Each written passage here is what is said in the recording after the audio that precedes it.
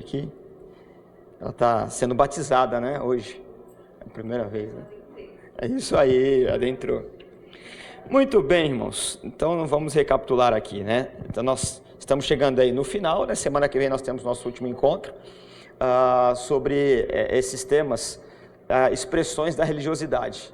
Então, no primeiro encontro, nós falamos sobre ativismo, e a conclusão foi o quê? Que no reino de Deus é mais importante obediência do que produtividade. Né? No segundo encontro, nós falamos sobre avivamento, e a conclusão foi que o verdadeiro avivamento, ele traz um sentimento de peso de glória de Deus, a tal ponto que até o ímpio, ele tem temor, não significa que ele se converta, né? Por conta dessa percepção, mas o verdadeiro avivamento, ele traz esse temor, esse peso de glória. E ontem nós falamos sobre o emocionalismo, e qual é a conclusão? A conclusão de que o emocionalismo, ele tem muita semelhança, ou de fato é um culto pagão, porque ele rouba a psique humana, né? Então você perde o governo de si mesmo, e aí você não raciocina. Então, a cada tema, a cada expressão da religiosidade, nós vamos chegando aí a uma conclusão. Hoje nós vamos falar sobre poder. Poder também é uma palavra que nós usamos muito no dia a dia, na vida da igreja, enfim, na vida cristã de uma forma geral. E para a gente trabalhar esse tema, eu queria que os irmãos abrissem aí o texto de Atos, capítulo 1, verso 8. Texto muito conhecido, né? Ele quase que vem aos nossos lábios sem precisar abrir a Bíblia, né? A gente conhece bastante esse texto aqui. Atos, capítulo 1, verso 8. Ok? Como sempre, né, eu chamo a atenção, se nós estivéssemos aqui fazendo uma pregação expositiva, a gente tinha que pegar uma unidade exegética e trabalhar o texto. Nós estamos só tomando o texto como tema para discutir um assunto. Em outras oportunidades, nós vamos fazer pregações expositivas, que é o mais eficiente. Nós estamos aqui estudando temas, ok? Por isso que eu só estou lendo um versículo aí para ter como base. Então, Atos capítulo 1, verso 8, está escrito assim: mas receberão poder quando o Espírito Santo descer sobre vocês, e serão minhas testemunhas em Jerusalém, em toda a Judéia e Samaria, até os confins da terra. Bom, primeiro uma breve introdução de onde o texto está aparecendo, né? O Espírito Santo é Deus, então não significa que ele passou a existir em Atos 2, conforme nós lemos o texto aqui do capítulo 1, Jesus ele está ascendendo ao céu, está prometendo um novo período, né, um novo ciclo, uma nova maneira, né, de expressão de Deus em algum aspecto aqui bíblico canônico. Quando a gente pega os evangelhos, principalmente o evangelho de João, Jesus ele vai narrando os seus últimos dias, por isso que o evangelho de João ele é mais intimista, né? Então, a partir do capítulo 13, ele reúne os seus discípulos e ele começa a aconselhar que ele haveria de padecer, ser glorificado, e quando ele ascendesse ao céu, ele então enviaria o Espírito Santo. Nós chamamos de teologia do enviado. O Pai envia o Filho envia o Espírito Santo, e o Espírito Santo nos envia ao mundo, né? Então, a teologia do enviado. Então, é o dinamismo do reino de Deus. Ora, o Espírito Santo, ele agia de uma forma no Antigo Testamento, em momentos específicos. Por exemplo, quando havia a unção de um rei, o Espírito Santo, ele capacitava aquele rei para governar de forma justa. É isso que o Davi ora, quando ele tem aquele pecado crasso, né, com a Betseba, e aí ele ora: não retire de mim o espírito. Por quê? No tempo de Davi, o Espírito Santo ainda não havia sido dado de forma plena. Percebe? Então, ele está dizendo assim, não retire de mim a capacidade de julgar, de governar com justiça.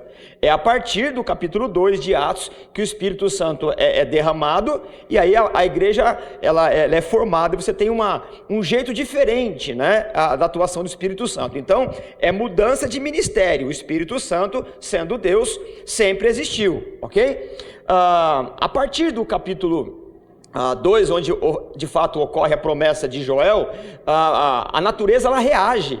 Todas as vezes que tem uma mudança importante, um conceito importante na revelação de Deus, que ele é progressiva, a natureza ela reage, não é? Então você tem lá, quando Deus entregou o decálogo, você tem som de trombeta, você tem relâmpago e todo um fenômeno, né? E aquilo por conta de uma especificidade. Quando o Espírito Santo ele muda o seu jeito de atuação, a natureza também reage. Então, a gente pode dizer de forma bíblica, escriturística, canônica, que Pentecoste ocorre uma única vez.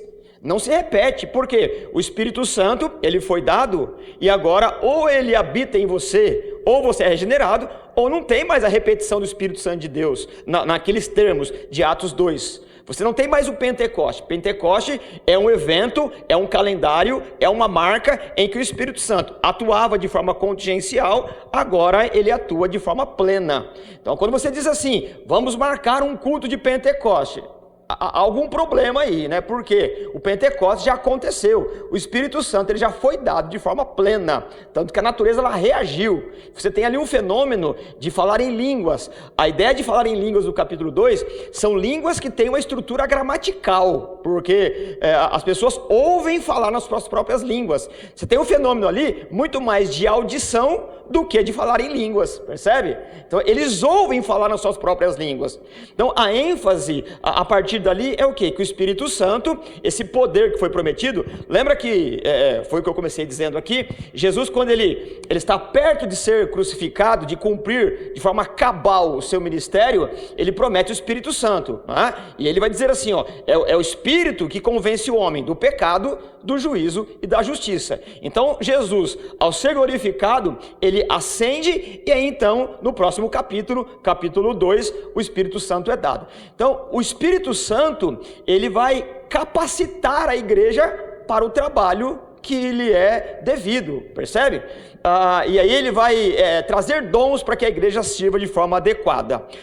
Então nós precisamos aqui, como a gente tem feito, definir essa ideia de poder. Você tem várias palavras no Novo Testamento que a gente traduz por poder. A palavra que nós vamos trabalhar aqui, essa palavra que aparece no texto de Atos capítulo 1, verso 8, é dínamos, de onde aparece em nossa língua portuguesa a palavra dinâmico ou dinamite. Então você pega o texto grego lá, a palavra é dínamo, né? E recebereis o dínamo, para quê? Para ser testemunha. E testemunho ali, a palavra é mártir. Então você começa a perceber que o poder que se recebe é um poder não para um espetáculo, não para um show. O poder que se recebe é para ter uma envergadura moral, uma capacitação espiritual para que você desempenhe bem o seu trabalho. Essa é a ideia de poder. Então essa palavra dínamos, como é que a gente pode compreendê-la? Recebereis o poder, o dínamo de Deus. Ela quer dizer que nós, os crentes, ao receber o Espírito Santo, quando o Espírito Santo foi dado a partir de Atos 2, é uma capacidade para realizar certa atividade ou vivenciar determinada situação. Percebe? Então você não marca um lugar, Deus vai nos encher com o poder aqui. Não, não é isso. Isso a gente já tem trabalhado, faz muito mais parte de um misticismo, faz muito mais parte de um teatro combinado do que de fato o poder de Deus. A gente já viu aqui que avivamento não é uma coisa que você programa para acontecer, está na agenda de Deus, ok? Então, o poder, o dínamos, é uma capacidade para quê? Para a gente exercer certa atividade ou viver certa realidade, certa situação, enfrentar momentos difíceis. Aliás, a igreja, ela sobrevive por 2000 anos por conta da perseguição, ou através da perseguição, ou mesmo em meio à perseguição, porque ela recebeu esse poder. Então você vai começando a perceber que a ideia de poder não é uma ideia de aprovação de um certo personalismo de um grupo de pessoas. A igreja ela é imbuída, ela é revestida de poder para cumprir o seu ministério, percebe? Então como é que a gente pode definir a palavra poder? Poder, dínamos, você pode entendê-la mais ou menos assim: ser forte o suficiente para, percebe? Você é forte o suficiente para quê? Para pregar o evangelho, para ser mártir, para testemunhar, para exercer o seu ministério. Então, essa expressão, né? Você recebe o dínamos para ser forte o suficiente para fazer tal coisa. Ou então, você recebe o poder para ser capaz de. Percebe? Então é claro que todo serviço no reino de Deus, tudo que nós fazemos em nome, em prol do reino de Deus, a gente só faz por conta que nós recebemos um poder de antemão, e esse poder que vai nos dar o quê? Competência intelectual, disposição emocional, habilidades e dons espirituais, porque senão é impossível a pregação do evangelho. Eu já disse aqui, acho que 2 ou 3, na primeira ou na segunda palestra aqui, que o nosso serviço é uma improbabilidade de ter sucesso. Tanto que Isaías vai dizer o quê? Quem creu em nossa pregação? Isaías capítulo 53. Por que quem creu em nossa pregação? Porque a nossa pregação é um absurdo. Ele começa o capítulo 53 falando de um absurdo. Quem creu em nossa pregação? Ele vai dizer que ele, né, se referindo a Jesus, eu estou aqui resumindo a coisa toda, que ele nasceu como um broto tenro em uma terra seca. Então, qual a possibilidade de uma planta tênue, fraca, singela, frágilzinha, nascer e resistir, né, por muito tempo? Nenhuma. Se uma planta não nascer em solo adequado, ela não vai vingar. E o texto diz, quem creu? Ele começa a descrever, ele é como um broto tenro em que nasceu num solo inadequado. Ora, então a possibilidade do evangelho sobreviver historicamente era nula, mas por conta do Espírito Santo, a plantinha nasceu em terra inadequada e hoje é o carvalho de justiça. Percebe? Então isso não é uma habilidade da igreja institucional. O progresso da igreja, o avanço, a história de 2000 anos da igreja, não é por conta do tirocínio, da competência intelectual de teólogo, de filósofo, de pastor, de mestre, de missionário, não. A igreja, ela só existe por conta que o Espírito Santo atua nela e por ela. Então essa é a ideia de dínamos, né? Para que a gente compreenda melhor ainda essa ocasião, essa questão, essa definição, o que a gente precisa compreender que em quase todas as religiões, o poder é um atributo essencial e exclusivo da divindade. Ora, por que eu fiz questão de colocar aqui em quase todas? Porque algumas religiões orientais, você não tem a figura do divino, você tem ali uma ideia mais filosófica, mais contemplativa, não é? O panteísmo, por exemplo, o panteísmo é Deus é tudo e tudo é Deus. Então você não tem uma figura de um Deus todo-poderoso, você tem uma ideia filosófica. Então por isso que eu coloquei aqui no meu esboço que em quase todas as religiões, o poder é um atributo essencial e exclusivo das divindades. Então, quando você pensa sobre um sistema religioso, seja ele qual for, necessariamente o que vem à nossa mente é que você tem um Deus todo-poderoso, seja lá qual for esse sistema. Então, você tem um Deus que ele tem o poder de agir conforme o seu caráter, agir conforme as prerrogativas que ele mesmo define. E aí então começa uma série de problemas. Se a moral desse Deus é uma moral inclinada à maldade, o poder que supostamente ele tem nessas religiões, você vai ter um Deus perverso. Por exemplo, quando você pega o sistema teológico da mitologia, os deuses mitológicos, você tem ali deuses lascivos. Por exemplo, o Zeus, ele tem a capacidade de se transmutar, na mitologia grega, num homem, no marido de uma mulher, para seduzir a mulher como se fosse o marido dela. Então essa é a característica de um Deus todo-poderoso, de um sistema mítico, percebe? Então não é só a questão do poder que um Deus tem, mas do caráter que ele tem, Porque se o mau caráter tem todo o poder, então você vai ter um Deus despótico, autoritário, maligno, maléfico e por aí afora. Então, importante em relação ao poder também é o caráter dessa divindade. Questão que nós vamos trabalhar em outra ocasião. Ora, à medida que você tem um Deus todo-poderoso, necessariamente as religiões, elas têm os seus sacerdotes. Não é assim? Você tem um sistema hierárquico que toda religião, ela se organiza de alguma maneira. Você tem os representantes daquela divindade. E esses sacerdotes das religiões, eles também são imbuídos de algum poder para representar essa divindade. E aqui começa todo um problema.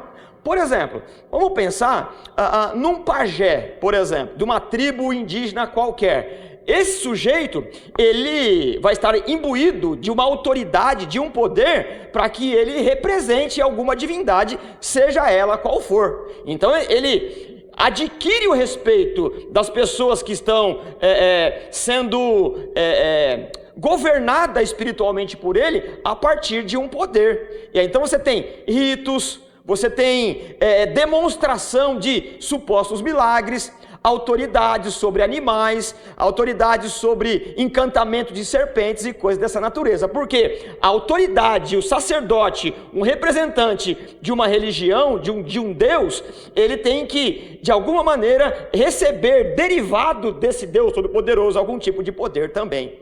E aí você sabe que, dependendo de qual sistema religioso você adere, você vai ter algum tipo de problema. Para a gente ter uma ideia, hoje é possível você conhecer, ainda mais com o advento da internet, se fizer uma pesquisa sobre embuste, engano religioso no passado, você vai descobrir muitas coisas. Alguns sacerdotes de algumas religiões pagãs, eles inventavam sistemas como se fosse suposto milagre e poder sobre algum tipo de fenômeno. Descobriu-se que no Egito, alguns sacerdotes, eles confeccionavam serpentinas de metal e no final da serpentina, o corpo de uma serpente. E aí, por meio de roldanas, por meio de um sistema, de uma engenhoca mecânica, alguém mexia lá umas roldanas e ela se movia. E por meio de um aquecimento de água, o vapor passava pelo cano e quando saía, entre aspas, na cabeça do cano, que é a serpente, ela assoviava. Os incautos que não têm conhecimento de tecnologia e acham que o sujeito de fato tem poder, quando ele faz um gesto ou outro, o ar, o vapor que vai subindo pela serpentina, quando ela sai, ela assovia. Então ele dá autoridade, suposta autoridade, para aquele sujeito que diz ter um poder. E não falta exemplos para isso, porque a fabricação de falsos milagres, de alguma maneira, ela vai fazer com que incautos de fato atribua um certo tipo de poder a alguma pessoa que se diz sacerdote de alguma religião. E não falta, no nosso meio, nossa sociedade moderna, pessoas que exigem um certo tipo de poder. Então nessa ocasião, nessa circunstância, nesse ponto de vista que nós precisamos pensar o evangelho do poder. Que tipo de poder o Espírito Santo trouxe para a igreja? Será que é o tipo de poder que vai seduzir uma pessoa para que ela seja capacho espiritual do seu guru? Será que esse poder que foi dado para a igreja é para que algumas pessoas imbuídas de uma autoridade exagerada, exacerbada, se tornem o quê? O ícone da representatividade de poder de um certo grupo? Será que o poder do Espírito Santo é para que nós sigamos algum tipo de autoridade que foi levantada por Deus? Ela não pode ser questionada?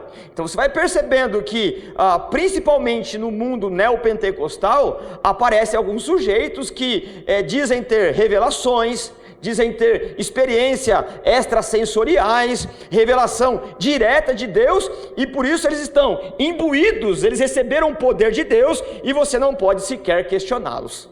A ênfase que nós estamos dando aqui desde o primeiro encontro é que a primeira coisa que o Evangelho faz é não castrar-nos de uma capacidade de pensar sobre a razão da nossa fé. Então, a ideia de poder, ela precisa ser muito bem compreendida. Por que que o Espírito Santo foi dado? Por que que ele nos capacita com o poder? Senão a gente vai ter problemas. A má compreensão da gerência do poder do Espírito Santo na igreja vai criar um grupo esquizofrênico, vai criar um grupo dependente, vai criar um grupo infantilizado, porque não entendeu o que significa o poder que foi dado para nós, ok? Então, em quase todas as religiões, o poder é um atributo essencial e exclusivo das divindades. É por isso que você toma, por exemplo, um sujeito chamado Joseph Smith, que é o fundador, né, dos Mormons, e ele diz que teve uma visão, um anjo chamado Moroni apareceu para ele e deu todas as instruções. O problema é que ninguém mais viu isso daí. Mesmo que se outros tivesse visto, não passaria no crivo teológico escriturístico. Então você percebe que experiências, quando alguém conta algum tipo de experiência extraordinário que foge da simplicidade da dinâmica da igreja, então nós já precisamos levantar, né, as antenas, porque alguma coisa errada tem ali. Porque a igreja não é palco de pessoas iluminadas, de pessoas que recebem um poder exclusivo para governar um povo. O rebanho, né? Aliás, eu tenho dificuldade com essa palavra, né? Não, eu tenho um rebanho. Essa ideia de rebanho já percebe que já castra a nossa capacidade de liberdade. Onde é que você é pastor? Não, meu rebanho ali. Então, se você é um rebanho, então você está confinado num pasto. O Evangelho, ele não cria rebanho, ele cria pessoas livres. Então, a própria palavra, para mim, ela já traz um certo ranço. Não, ali é o rebanho que eu cuido. Não, você não é meu rebanho. Você não é meu rebanho. O máximo que você pode ser é rebanho de Deus. Você tem liberdade, né? Ide por todo mundo, né? Pula aí, não é? Alguém pode ouvir e falar assim, não, tá vendo, é lobo, tá pulando pela porta. Não é isso que eu estou dizendo. Eu estou dizendo que quando alguém confina um grupo num rebanho, é muito provável que você vai ser ali escravo emocional, espiritual de alguém. Então esse problema precisa ser resolvido, não é? Em quase todas as religiões, o poder é um atributo essencial e exclusivo das divindades. Então, já que ele é exclusivo, o poder ele deriva para um sacerdote. Agora, no Evangelho, o poder, em certa medida, é compartilhado com todos os crentes. Percebe a diferença? É claro que nós respeitamos a autoridade, ninguém aqui está discutindo ou ensinando ou dando uma ideia de uma anarquia eclesiástica. Não é isso. Tudo com bom senso, tudo com maturidade, tudo com respeito ao próximo, a função que cada um exerce no corpo de Cristo, bacana. Mas todos nós, todos os crentes nascidos de novo, receberam poder para um tipo de serviço. Se você é crente, se você nasceu de novo, se você entendeu o que é o reino de Deus, não há possibilidade nenhuma de você ser um parasita espiritual. Aliás, a palavra parasitas, né, significa andar ao lado de onde tem comida. Essa é a ideia de parasita, né? Ele vai só parasitando. O Evangelho, o poder de Deus, não cria parasita espiritual. Ele cria em nós esse poder, ele cria um dinamismo de participação. É claro que uns participam de uma maneira, outros de outra, porque essa é a ideia de proporcionalidade do corpo. Cada crente inserido no corpo de Cristo tem um papel no reino de Deus. Então, aqui, você tem, é claro que você tem sacerdotes, você tem pastores, você tem toda uma ordem eclesiástica, mas o poder não é exclusivo de um personagem, o poder é dado para todos os crentes. Aqui, então, já se estabelece a primeira diferença. Agora, o que é esse poder? Como que esse poder, ele é percebido no meio da igreja? Por meio do poder de Deus derramado sobre os crentes, é que o Evangelho, ele deixou de ser provinciano judaico. Percebe só, quando você pega o texto de Atos, esse que nós lemos aqui, o texto diz assim, mas recebereis o poder que há de vir sobre vós, e ser-me-eis testemunha em Jerusalém, Judeia, Samaria até os confins da terra.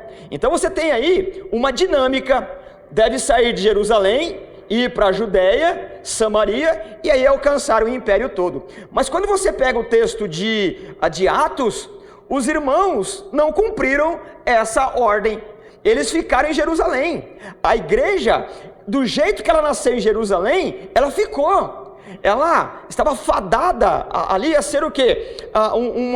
Um conjunto, um grupo derivado do judaísmo. Estava muito cômodo para os irmãos. Eles iam de casa em casa, tinha alguém passando fome, dividia o pão, orava, cantava, não tinha perseguição nenhuma. Quando se levantou um grupo de perseguição, não era romano, era judaico. E quem apanhava por conta daquela novidade teológica, religiosa? Os apóstolos, Pedro, João, não é? Então estava muito cômodo, a liderança apanhando e os irmãos dividindo o pão, cantando, dando glória a Deus, e todo mundo crescia. O problema é que eles não entenderam que a igreja precisava sair. Então ela nasceu em Jerusalém, estava fadada a ficar em Jerusalém. E aí então surge um sujeito chamado Estevão. Ele, por conta de um problema na igreja, alguns dizem que gostaria da igreja primitiva. Irmãos, a igreja primitiva brigava por cesta básica, não é? Deu cesta básica para as viúvas helênicas, né? Ou para judias, e eles brigavam por isso. Aí surgiu o diaconato, surge lá um cara chamado Estevão, e o Estevão, cheio do Espírito Santo de Deus, em face da morte, ele não recua e morre. Então aqui a gente vê a primeira característica do poder recebido. Por quê? Recebereis o poder de Deus para ser testemunha. Então por que o Estevão, ele teve capacidade, envergadura espiritual para morrer? O homem por si só fugiria do perigo, mas porque ele está revestido do poder, ele testemunha ao ponto de morrer. Percebe que o poder que é dado não é um poder para demonstração de um espetáculo. O poder que é dado para a igreja é uma capacidade do Espírito Santo de Deus para continuar pregando em detrimento ou independentemente dos inimigos que vêm do outro lado. Percebe? Então tudo ao contrário do que se pensa hoje nesse mundo que nós vivemos aqui, né? De espetáculo do show gospel. O poder que foi dado é uma capacidade de permanecer, ainda que você seja perseguido por conta da sua fé. Então quando você permanece, aí você está cheio do poder. Percebe?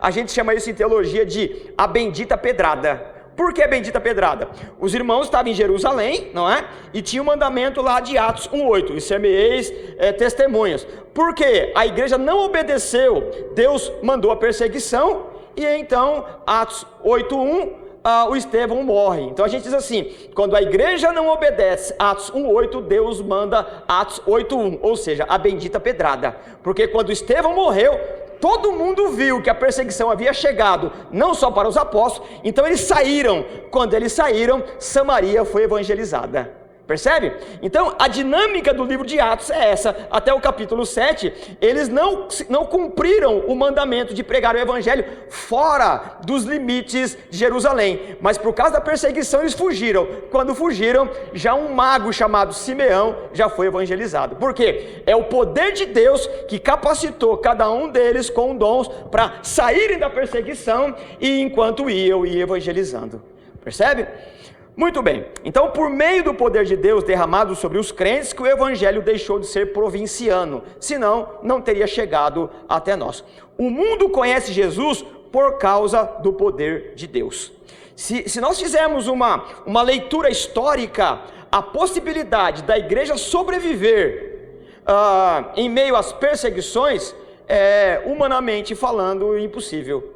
Muitos se levantaram, grupos religiosos, poderes políticos. Ora, se não fosse o poder do Espírito Santo de Deus, a igreja ela não chegaria no final do primeiro século. Quando Roma se levantou contra a igreja, Nero, depois Domiciano e outros imperadores queria engolir esse grupo. Eles odiavam esse grupo que não aceitavam César como Senhor, e mesmo assim a igreja ela continua crescendo. a gente costuma dizer que é igual massa de bolo, quanto mais bate, mais cresce, né?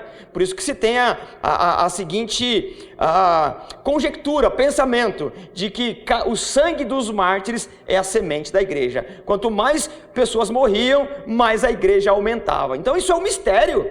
Por quê? É em face da perseguição que a igreja ela crescia, e isso está nos anais da história. É claro que não é o nosso tema aqui, mas é claro que por conta da perseguição, em alguns lugares a igreja também ela não floresceu. Mas isso aqui é um outro assunto. Ok? Então, o que é poder de Deus?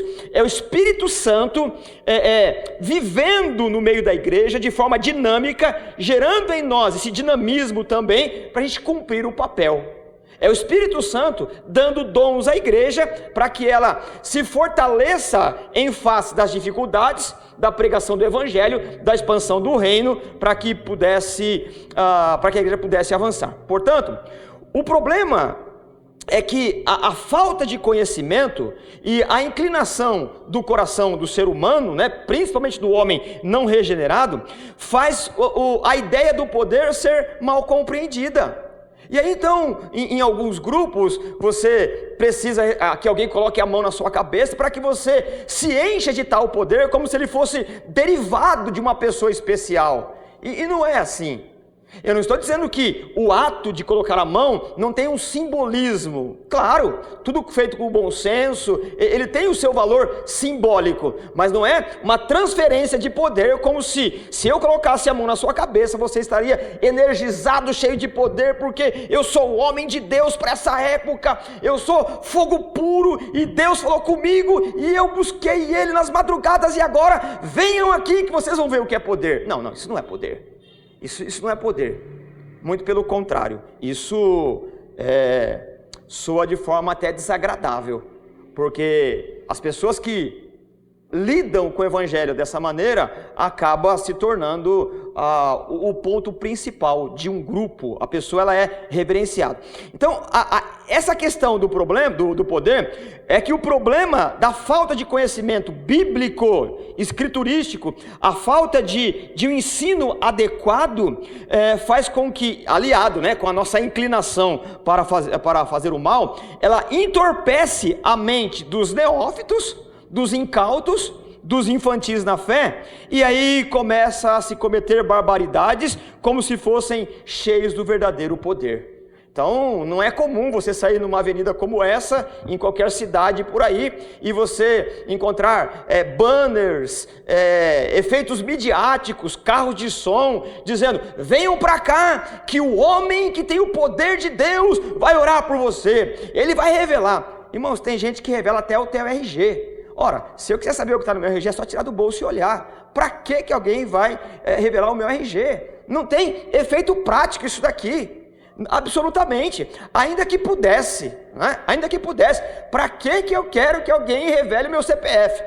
Você já sei, já não precisa revelar. Percebe? Então, esse problema do orgulho, esse problema do personalismo faz com que a igreja não entenda o que é o poder que foi dado para que possamos pregar o Evangelho. Um exemplo clássico disso que eu estou falando aqui encontra-se logo no texto de Atos capítulo 8, que eu narrei aqui de alguma forma. Lembra que quando Jesus está ascendendo ao céu, ele disse que receberia o poder. No capítulo 2, o Espírito Santo é dado na plenitude, né? Ele não é retirado mais, a igreja recebe o poder. E a igreja então, com as suas dificuldades, ela vai amadurecendo, sai de Jerusalém e vai evangelizando. Quando nós chegamos no capítulo 8, quando o evangelista Filipe, ele evangeliza e começa a alcançar algumas pessoas, aparece um sujeito ali que fica impressionado com os fenômenos, com o poder de Deus dado ali àqueles homens de Deus. Exemplo clássico, como eu disse aqui, é que o ser humano ele tem gana pelo poder. Esse é o caso de Simão, que ter desejado comprar o poder do Espírito Santo. O texto de Atos, capítulo 8, 18 e 19, eu vou fazer a leitura dele aqui, está lá o Filipe, e aí o Simão, ele faz uma proposta para o Filipe. Vendo Simão que o Espírito era dado com a imposição de mãos dos apóstolos, ofereceu-lhes dinheiro e disse: dei-me também esse poder, para que a pessoa sobre a qual eu puser as mãos receba o Espírito Santo. Percebe? Então ele quer oferecer uma contrapartida pecuniária para também ser cheio do Espírito Santo. É claro que aqui se oferece, o Simão, ele tem dinheiro e ele quer comprar essa capacidade, esse empoderamento, não é? Ele já vive nesse misticismo, ele já ficou impressionado com o que está acontecendo e ele não admite ficar num segundo plano em relação a esse novo movimento. Então o que ele tem? Ele tem dinheiro, ele tem moeda, ele tem uma contrapartida pecuniária. Então ele oferece, mas não é incomum ver as pessoas oferecendo qualquer outra coisa, inclusive a própria dignidade, para ser alguma pessoa que também é revestida de tal poder. Tem pessoas que limita de toda a vida, ela abre mão de toda a vida que tem para receber a imposição de mãos de alguém, para que ela possa ser aí a próxima pessoa, recebe um dom apostólico, um dom de bispado, um anjo falar com ele. Então ele precisa de uma autoridade. E às vezes a pessoa ela não paga em dinheiro, quando não é que paga de fato, né? Algumas pessoas até chegam a pagar, mas elas trocam a reputação, a família, a dignidade, o emprego, porque fica entusiasmada, ufanada por certo poder. No campo da religião, as pessoas elas fazem tudo e mais um pouco para ter um certo tipo de empoderamento, não é? Então, querendo esse tipo de poder, abre mão, inclusive, de reputação. Para algumas pessoas terem um cargo eclesiástico e esse cargo seja carimbado com uma dose de poder, algumas pessoas elas fazem tudo o que for possível. Elas não respeitam hierarquia, não respeitam dignidade humana, não respeitam nada, absolutamente. Desiste de profissão, desiste de relacionamento, de casamento, desiste do filho, porque foi Deus que me chamou, então eu tenho que fazer essa obra, porque Deus me deu esse poder. Então você percebe que esse afã, esse desejo de poder, ele vai nos entorpecendo. Se nós não compreendemos o que é o poder de Deus e por que ele foi dado, ele pode embaralhar, não é? A nossa capacidade de percepção, e aí a gente vai fazer besteira em nome de Deus. Em nome de Deus, seja ele qual for esse Deus aí, não é difícil você convencer um grupo de pessoas, uma ou duas ou três pessoas, a entrarem num avião ou em aviões e se arrebentar no edifício. Porque quando uma pessoa de fato acredita que aquilo é obra de Deus, ele é capaz de se arrebentar numa torre de concreto, porque eu faço isso para honrar a Deus. Percebe o apelo, não é? Percebe que quando há uma promessa, uma contrapartida, quem tem dinheiro, como o Simão, oferece dinheiro. Quem não tem dinheiro oferece reputação. Quem não tem reputação oferece o que tem e o que não tem. Para quê? Para experimentar essa dose de poder e estar na crista da onda da novidade gospel. Esse é um problema. Bom, então nós precisamos aqui de algumas características do poder de Deus na dinâmica da igreja, porque nós não podemos rechaçar o poder de Deus, não podemos fazer vistas grossas ao poder de Deus. Não, nós precisamos desse dínamos, para que a igreja ela seja dinâmica. Nós precisamos crer que há um poder de Deus, que há uma dinâmica do Espírito Santo na vida da igreja, e eu estou falando aqui de igreja como organismo de Cristo na terra, para que ela possa avançar e ter uma envergadura moral adequada. Então nós não podemos fechar as portas para o poder por conta do mau uso dele. É a mesma coisa de que você querer castrar um mal, acabando com o organismo em que ele afeta. É aquele ditado, né? Não adianta querer matar o carrapato dando um tiro no boi. Não é assim. Você precisa acabar com a praga preservando o organismo. E é isso que a gente precisa compreender. O poder, ele é legítimo. O poder, ele é importante. Aliás, sem o dínamo, sem o dinamite, sem a presença do Espírito Santo de Deus, a igreja, ela é um clube, ela é uma ONG, ela é um departamento de assistência social, ela é uma ação entre amigos, amigos de bairro. Não, nós somos mais do que isso. Nós somos o quê? Nós somos o corpo de Cristo na terra para pregar o Evangelho. Agora, o Evangelho não pode ser pregado senão por meio do poder que foi dado à igreja. Então, quais são as características? Como eu tenho feito aqui, eu fiz um elenco, né? Dessa vez são 6.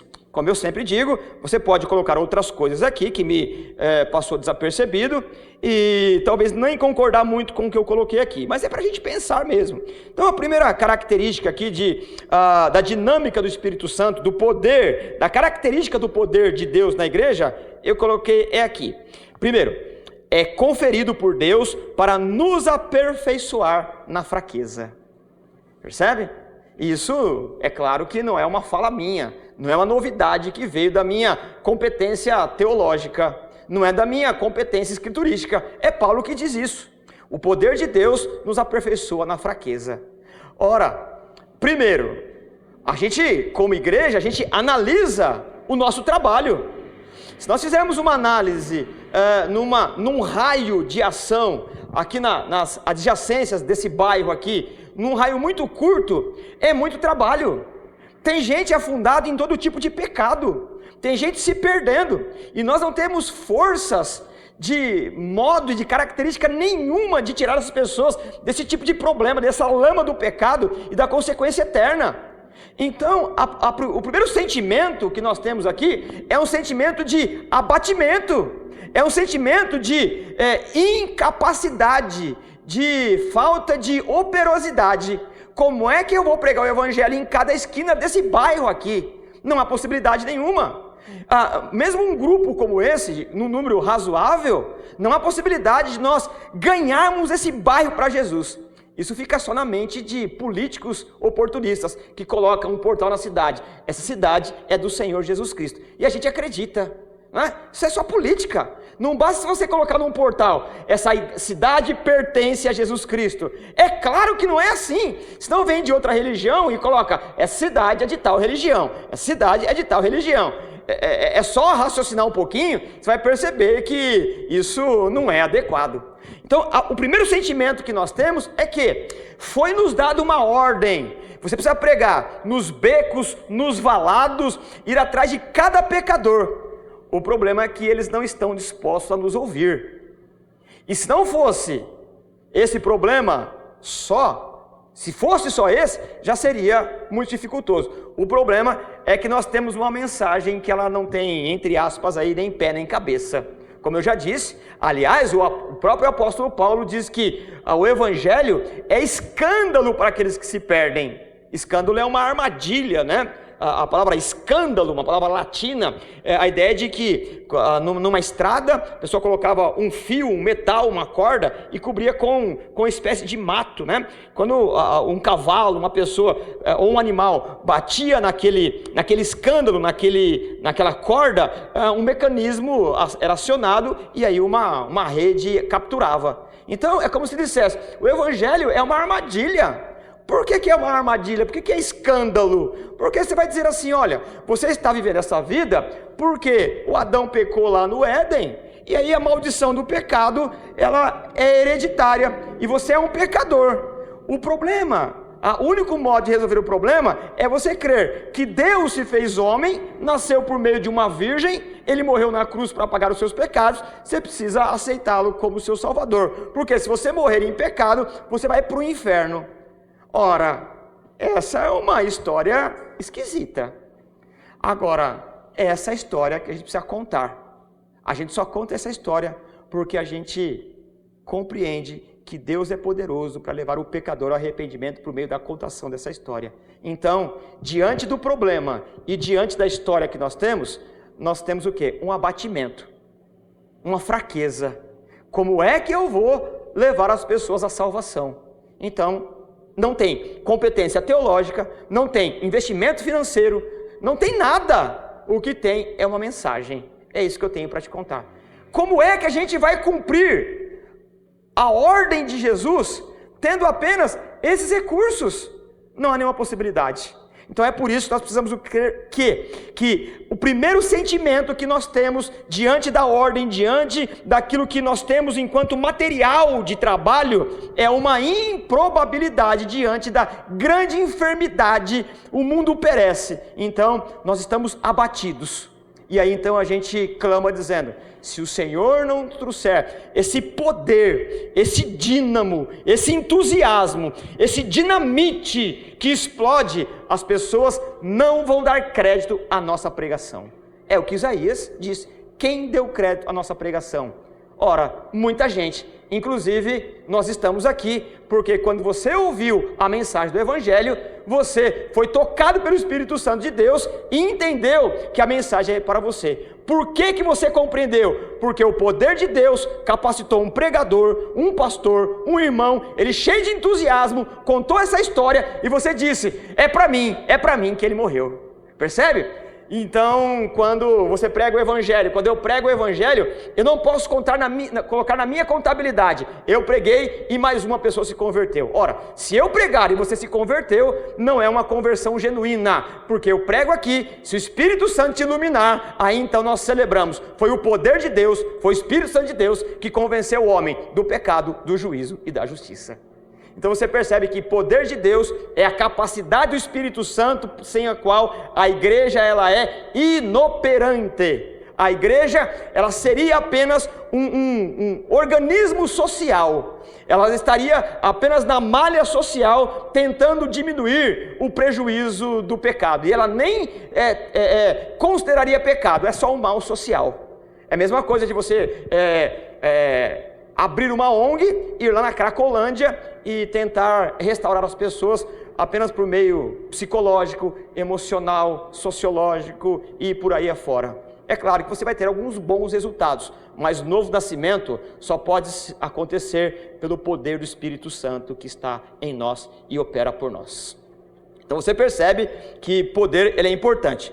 A segunda característica poder é o quê? É a capacidade para perseverarmos diante da perseguição.